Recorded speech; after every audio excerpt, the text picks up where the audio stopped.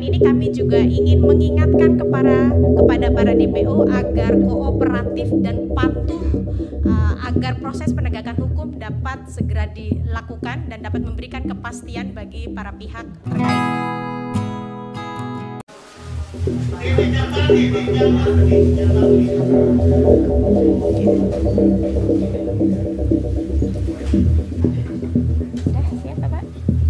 Oke, kita mulai ya teman-teman. Bismillahirrahmanirrahim. Assalamualaikum warahmatullahi wabarakatuh. Selamat malam Bapak Ibu dan rekan-rekan jurnalis. Terima kasih telah hadir di ruangan ini. Kami dalam kesempatan ini akan menyampaikan perkembangan penanganan perkara dugaan tindak pidana korupsi penerimaan gratifikasi terkait dengan proyek-proyek di pemerintah Provinsi Nanggro Aceh Darussalam. Sebagaimana rekan-rekan juga sudah ketahui bahwa KPK dengan kerjasama dengan Polda Nanggro Aceh Darussalam telah berhasil menangkap salah seorang DPO dengan inisial IA.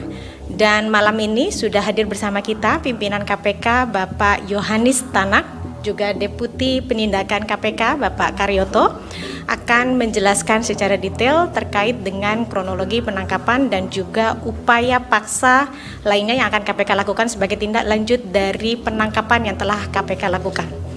Baik, untuk selanjutnya akan disampaikan lebih lanjut oleh pimpinan KPK Bapak Yohanis Tanak. Kami persilakan Bapak. Terima kasih Bu atas kesempatan yang diberikan kepada saya. Assalamualaikum warahmatullahi wabarakatuh. Selamat malam, salam sejahtera bagi kita semua. Om Swastiastu, Namo Buddhaya, salam kebajikan. Rekan-rekan wartawan yang saya hormati, saya cintai dan saya banggakan. Pada hari ini 25 Januari 2023 kita bertemu lagi untuk menyampaikan informasi terkait dengan penangkapan seorang yang telah ditetapkan sebelumnya sebagai DPO. Beliau ini telah ditetapkan dalam Sprindik pada September 2018. Namun belum pernah diperiksa. Beliau ini adalah salah satu orang kepercayaan dari mantan Gubernur Aceh periode 2007-2012. Tersangka ini juga adalah orang yang sebagai tim sukses dari mantan gubernur periode 2007-2012.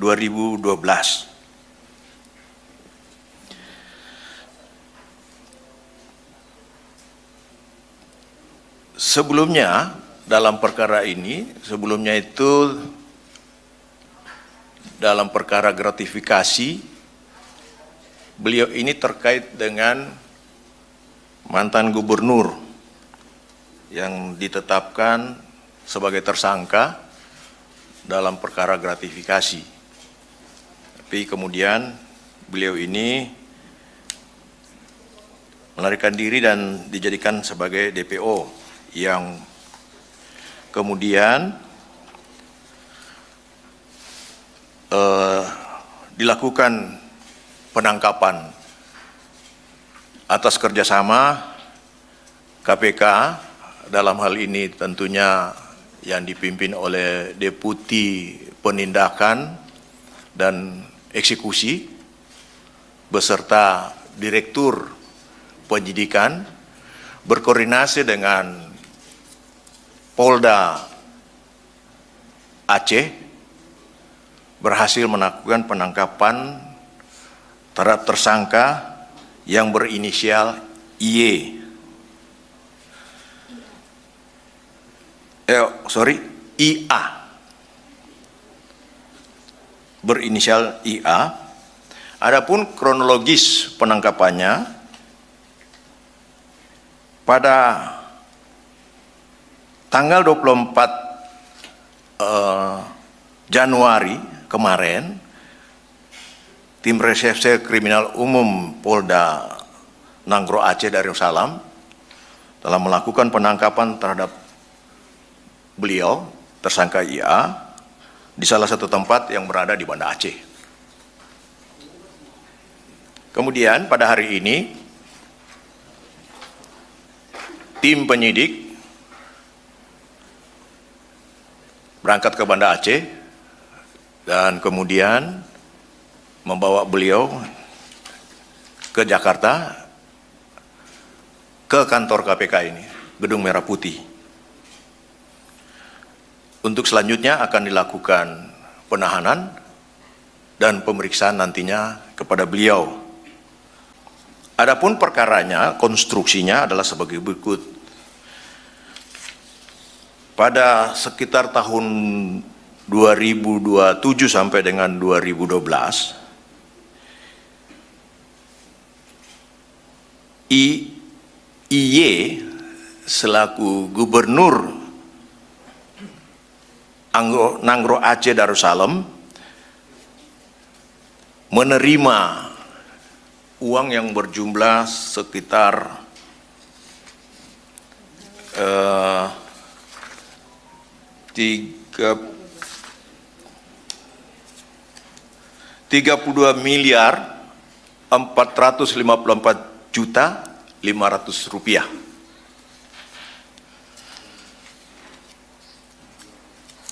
Dana tersebut itu berasal dari satu proyek yang berada di Nanggro Aceh Salam yang sumber dananya berasal dari APBN. Kemudian melalui beliau, melalui tersangka ini, dana diterima dan diberikan kepada Gubernur Nanggro Aceh Darussalam yang pada saat itu dijabat oleh IY. Dana yang diterima sebanyak itu diberikan beberapa kali.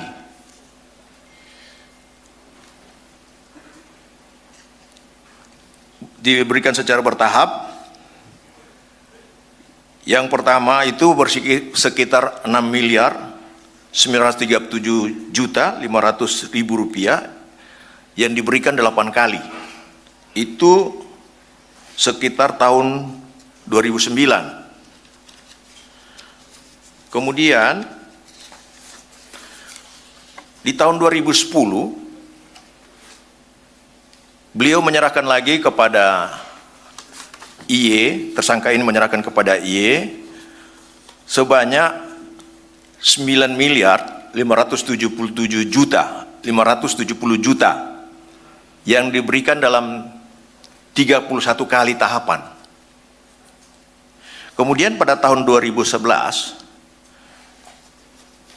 tersangka ini menyerahkan lagi kepada IY uang sebanyak 13 miliar 3 juta rupiah yang diberikan beberapa kali transaksi, yang diberikan dalam 39 kali transaksi. Uang ini berasal dari, seperti saya katakan tadi, proyek yang dananya bersumber dari APBN.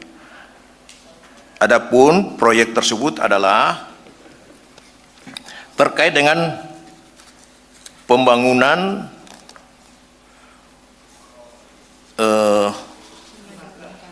jembatan. Iya. Namun dalam proses pemeriksaannya ini kemudian beliau tidak memenuhi panggilan dan kemudian dinyatakan DPO.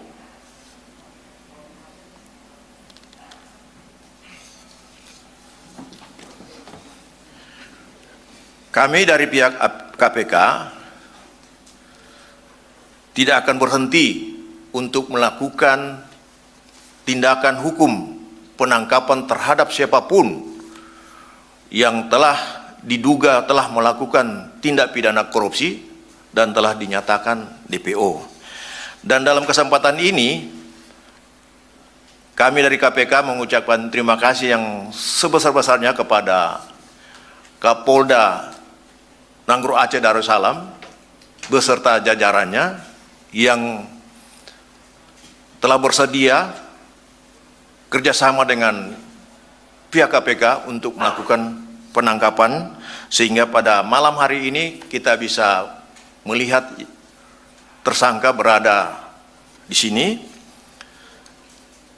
Dan untuk selanjutnya pihak penyidik KPK akan melakukan penahanan selama 20 hari dan sekaligus melakukan pemeriksaan terhadap yang bersangkutan.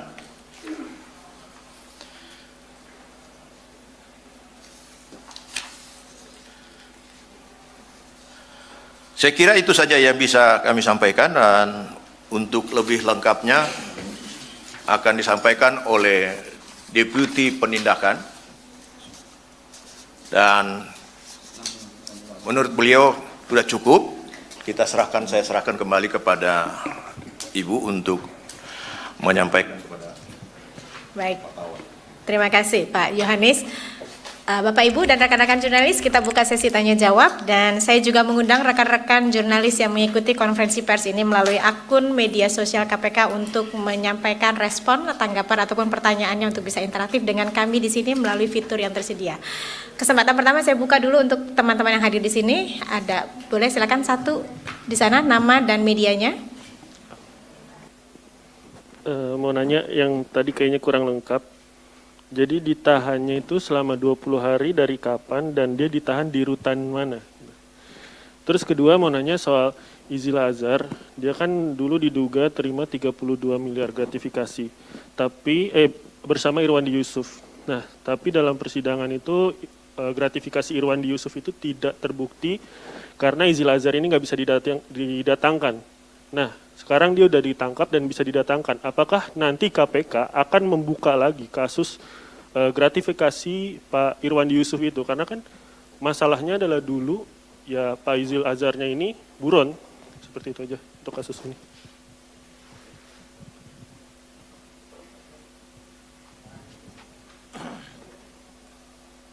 Baik, yang kedua silakan. Ya, tes. Ya, nama saya dan medianya. Mario dari Metro TV. Ya, mohon dicatat Pak Yohanes, ini agak panjang. Pertama, walaupun ini kasus sudah cukup lama. Pertama, dengan penangkapan Bapak IA ini, bukan beliau, Bapak IA ini, kalau dihitung bahwa dia tersangka, terus kemudian buron, apakah hukumannya akan bertambah atau pasalnya ada yang nambah? Artinya kan ini prosesnya sudah cukup menyulitkan rekan-rekan penyidik di sini. Nah, kedua, dalam persidangan saya mencermati waktu itu ada keterlibatan pihak lain. Kalau ini kan orang kepercayaan dari Gubernur IY, dan ada lagi satu orang kepercayaan juga, ya berinisial ST, ESB.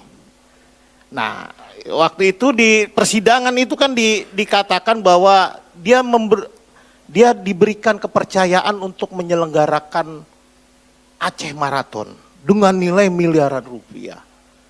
Padahal kapasitasnya nggak jelas. Artinya dia bukan atlet, dia bukan seorang olahragawan, tapi dipercayai memegang dana besar untuk menyelenggarakan namanya Aceh Marathon.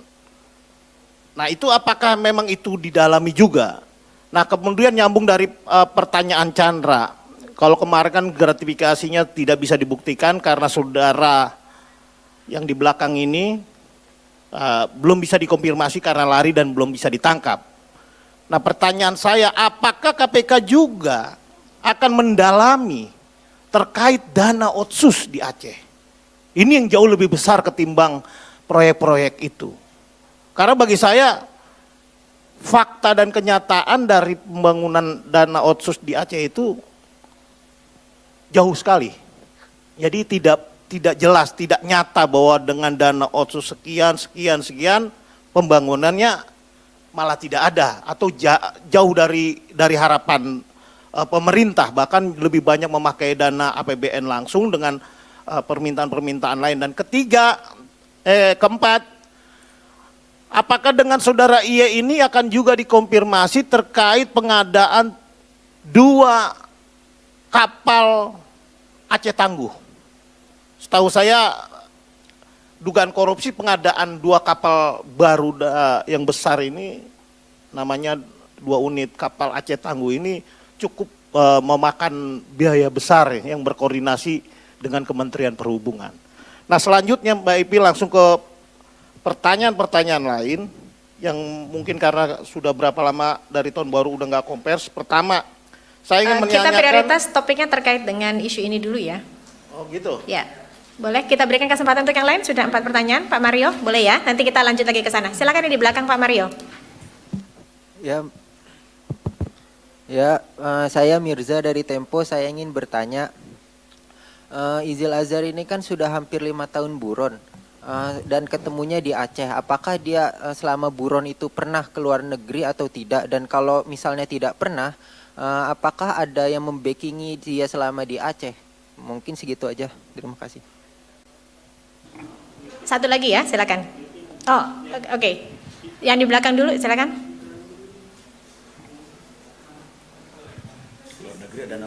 Siapa yang membackingi? Assalamualaikum, selamat malam Pak Tanak, Pak Waalaikumsalam. Mbak Ipi. Saya masih nyambung pertanyaan ini. Tadi belum dijelaskan, kan yang bersangkutan disangkakan dugaan gratifikasi. Artinya apakah benar pasal yang disangkakan itu pasal 12B besar gitu. Ketika konstruksinya pasal 12B besar, irisannya tentu dengan penggunaan uang. Nah, apakah kan tidak terbukti ya Pak, dari fakta persidangan tidak terbukti, putusan pun tidak terbukti untuk Irwandi Yusuf. Nah apakah kemudian KPK mendalami dugaan pemanfaatan, penggunaan atau aliran uang 32 miliar yang diduga diterima oleh Izil Azhar atau alias Ayah Merin ini. Nah ketika didalami, apakah juga akan ditelusuri transaksi rekening yang sebelumnya, atau misalnya pengalihan, pengubahan bentuk, pentransferan, atau dibelanjakan, atau membeli sesuatu berupa barang dan lainnya yang diduga sebagai unsur pasal 3 Undang-Undang TPPU Pak. Jika tidak bisa aktif dengan pasal 3, apakah memungkinkan yang bersangkutan diterapkan dengan pasal pasif untuk pasal 5 Undang-Undang TPPU? Itu 2 pertanyaan dari saya yang soal kasus ini. Yang ketiga, masih soal kasus ini Pak. Nah, proses tindak lanjut dari putusan Irwandi Yusuf itu bagaimana? Apakah akan di-split atau digabungkan dengan kasus tersangka IA ini, kemudian didalami terkait dengan penggunaan uang tersebut. Yang kelima dari saya masih terkait dengan ini Pak, kasus ini. Yang bersangkutan kan buron lebih dari 5 tahun. 4 tahun dari November 2018. Ini proses penangkapannya bagaimana Pak? Apakah ada cerita-cerita menarik, misalnya kan yang bersangkutan itu apakah melawan, atau lagi ngopi misalnya Pak di warung kopi, ya, atau misalnya lagi kumpul dengan teman-temannya mantan anggota itu, kombatan, atau seperti apa Pak? Karena kan ya kalau yang disampaikan Pak Tanak tadi masih secara umum saya ditangkap oleh Polda, kemudian koordinasi dengan KPK dibawa ke sini gitu.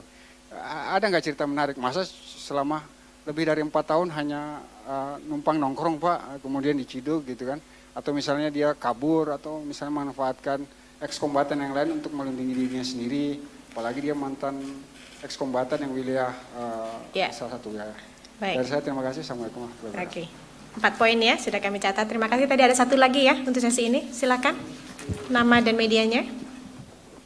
Selamat malam semuanya, perkenalkan saya Tasya dari Voi.id. Mau tanya, sebenarnya pertanyaannya sama kayak Bang Sabir ya, kemana dia buron, kemana dia lari selama buron, terus sama tambahannya mungkin kayak ada nggak sih yang bantuin, maksudnya yang bantuin tuh siapa gitu, dan apakah akan diproses, misalnya yang bantuin sama-sama bekas gerakan yang dulu atau gimana? Itu aja sih, terima kasih. Baik, sudah ada 5 penanya ya, kami sudah catat dan akan dijawab secara ringkas. Mungkin nanti boleh dari Pak Deputi terlebih dahulu, mungkin. Saya kira akan lebih teknis. Silakan. Assalamualaikum warahmatullahi wabarakatuh. Rekan-rekan jurnalis yang saya hormati, saya cintai dan banggakan, dan masyarakat Indonesia yang saya cintai dan saya banggakan.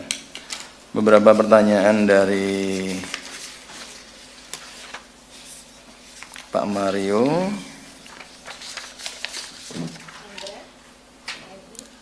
Pak Chandra dulu ya, Pak Chandra, Pak Mario. Penahanan pertama itu 20 hari, Mas, ya. 20 hari mulai hari ini, karena kemarin ditangkap, hari ini mulai dihitung penahanan sampai 13 Februari. Kemudian ini kan pasalnya dituduhkan gratifikasi. Gratifikasi utama PN-nya adalah yang terdulu, ya, mantan gubernur. Ini paling tidak orang yang ikut membantu sebagai pengepul, ya. Masalah pasalnya nanti biasanya bisa berkembang.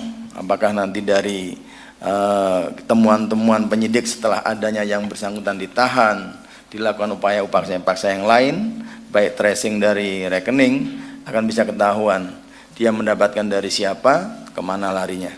Tentunya akan masih bisa berkembang. Kemudian Pak Mario, ini hampir sama 3 orang penanya masalah pada saat dia masa DPO-nya itu kemana. Memang beberapa waktu yang lalu kami walaupun tidak secara khusus ya, tapi selalu mempertanyakan perkembangan-perkembangan. Saya dengar DPO ini sudah hampir 1 tahun yang lalu sudah mulai muncul, ya, mulai muncul keberadaannya, dan keberadaannya tidak di luar negeri. Kenapa saya tidak pernah mengatakan, oh DPO ini ada di sini? Kalau kita bilang DPO ini ada di sini, berarti kita memberitahu kepada yang bersangkutan untuk pindah tempat, ya. Sehingga kita tidak mengatakan, kita hanya diam. Bahkan kadang-kadang rekan-rekan bilang, kok nggak nyari, kok nggak bergerak. Ya. Saya katakan kalau DPO dikasih tahu, oh ya kami sudah tahu, oh dia ada di pulau ini, ya sama aja, kamu pindah tempat dong, kan seperti itu. Dan ya bersyukur karena secara infrastruktur Polri itu ada dari tingkat Mabes pusat sampai tingkat desa, ya. Sehingga keberadaan DPO-DPO yang kita sudah sebar kemana-mana itu ada informasi. Dan alhamdulillah pada hari ini DPO ini dengan bantuan masyarakat, informasi awal dan bantuan kepolisian bisa ditangkap. Keterlibatan orang lain ini belum secara jelas, kita nanti akan tanya kepada yang bersangkutan. Memang kalau ada orang yang secara spesifik menyembunyikan, ya itu bisa kena pasal, ya. Rekan-rekan pernah dengar pasal terhadap yang menyembunyikan siapa kemarin tuh? Nur Hadi, ya, yang memberikan fasilitas menyewakan apartemen atau rumah, terus kemudian memberikan bantuan kendaraan dan lain-lain. Itu oleh KPK telah dilakukan penindakan. Kemudian masalah ada keterlibatan orang lain yang dianggap tadi nggak mampu mempunyai spesifikasi mengadakan event, ya. Saya dulu pernah dengar, tapi paling tidak kalau hanya dengar, kami juga tidak akan langsung berani bertindak. Nanti akan kita gali kembali, ya. Kemudian apakah ada tambahan-tambahan informasi setelah adanya depo ini terungkap? Apakah rangkaian dari jalan ceritanya akan lebih jelas? Nanti kita lihat, kita akan ukur. Kalau memang ada ketercukupan alat bukti, baik saksi, keterangan, surat dan lain-lain, apabila ternyata penyelenggaraan event ini hanya sebagai sebuah cara untuk melakukan korupsi, tentunya kita akan tindak. Nah, kemudian menyangkut dana otsus Aceh, ya, kembali nanti pada saat ini ekspos di tingkat kami pada saat mencari DPO, Saya belum secara gamblang perkara apa saja, karena gratifikasi itu masih secara umum ya. Kalau gratifikasi nanti sudah diteliti satu persatu, barangkali pemberian ini terkait dengan proyek apa. Biasanya kalau OTT tidak akan cukup waktu kalau akan dikupas satu-satu. Dan akhirnya KPK seolah-olah mencicil perkara. Ya. Karena kebutuhan waktu untuk penahanan setelah pasca OTT itu dalam waktu yang 60 hari harus segera selesai.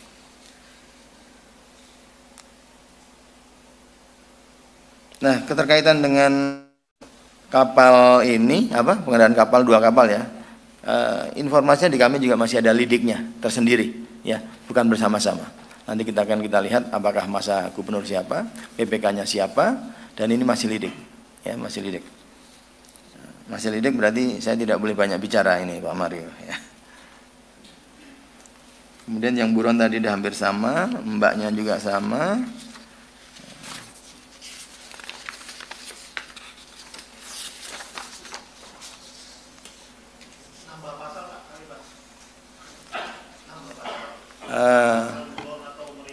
Ya, kalau nanti memang ada ditemukan pihak-pihak lain yang terlibat secara aktif, ya, secara aktif dalam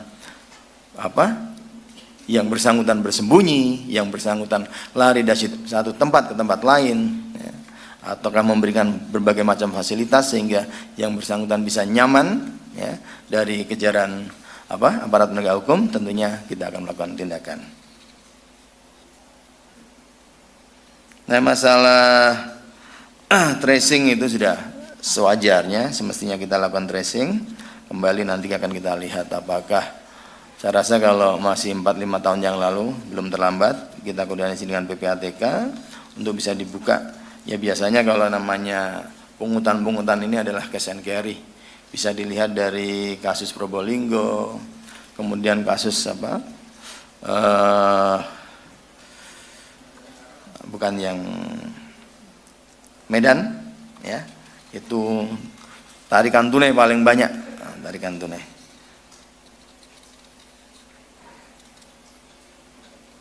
Nah, kemudian kalau masalah TPPU, memang saya sepakat dengan Pak Sabil, rejimnya TPPU ini bukan hanya tersangka saja yang harus kita tindak, tapi pihak-pihak lain yang secara aktif maupun pasif yang ikut dalam upaya-upaya penyamaran, penyembunyian, pengalihan, ya, seolah-olah barang itu dari haram menjadi halal.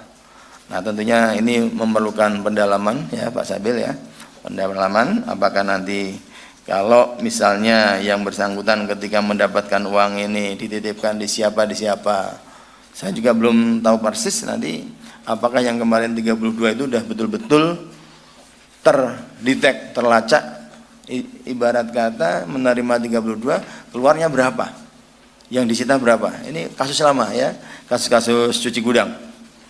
Ya, mudah-mudahan besok setidak-tidaknya ketika kita bisa menemukan kerugian atau uang yang beredar yang dinikmati oleh para aparat yang menyalahgunakan kewenangannya itu, kalau mencuri 5 ya kita bisa mengambil 5, itu upayanya. Jadi aset recovery bisa 100%.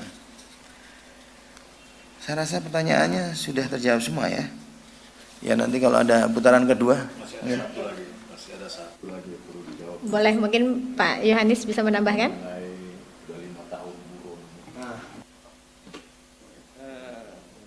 Jadi gini, kalau buron itu tergantung nasibnya, ya, nasibnya dia. Kemarin Paulus Thanos itu nasibnya sudah bisa diketahui, tetapi memang ada beberapa kendala yang bersangkutan, ternyata proses penerbitan red notice itu terlambat. Ya, kami tidak bisa menyalahkan siapa karena administrasi permohonan untuk red notice itu melalui Interpol Indonesia. Interpol Indonesia dikirim ke Interpol di Lyon.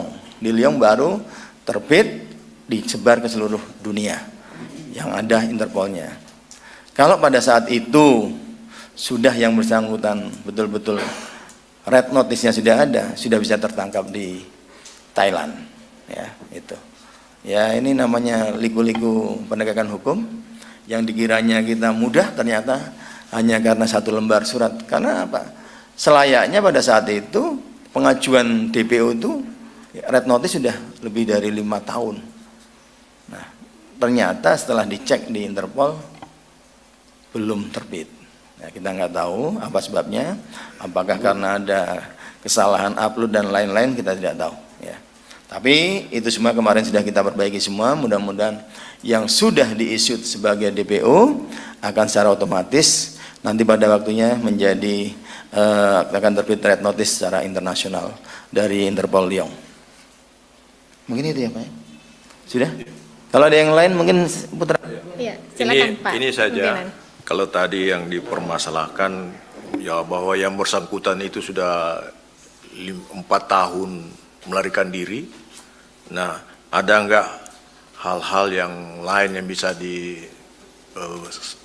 sama dia atau dikenakan sanksi sama dia? Dalam proses penyidikan tetap akan lakukan pemeriksaan, tapi pada saat penuntutan nantinya akan dipertimbangkan itu hal-hal yang meringankan dan hal-hal yang memberatkan. Nah, ini menjadi hal-hal yang memberatkan karena yang bersangkutan mempersulit proses persidangan dengan melarikan diri sehingga ditetapkan jadi DPO. Saya kira itu saja penambahannya. Terima kasih. Baik, terima kasih pimpinan, terima kasih Pak Deputi. Saya kira cukup ya untuk perkara ini ya. Oke, nanti kita tutup dulu, nanti silakan kalau ada yang ingin tanyakan lebih lanjut. Baik, saya kira kita cukupkan untuk konferensi pers kita malam hari ini. Terima kasih untuk perhatian rekan-rekan, dan sekali lagi kami ingin menyampaikan apresiasi dan terima kasih kami kepada jajaran Polda Nanggro Aceh Darussalam atas sinergi dan kerjasamanya dalam penangkapan DPO KPK ini.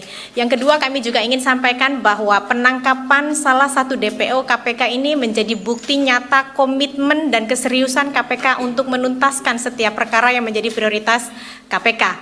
Dan dalam kesempatan ini kami juga ingin mengingatkan kepada para DPO agar kooperatif dan patuh agar proses penegakan hukum dapat segera dilakukan dan dapat memberikan kepastian bagi para pihak terkait. Kami cukupkan, terima kasih. Wassalamualaikum warahmatullahi wabarakatuh.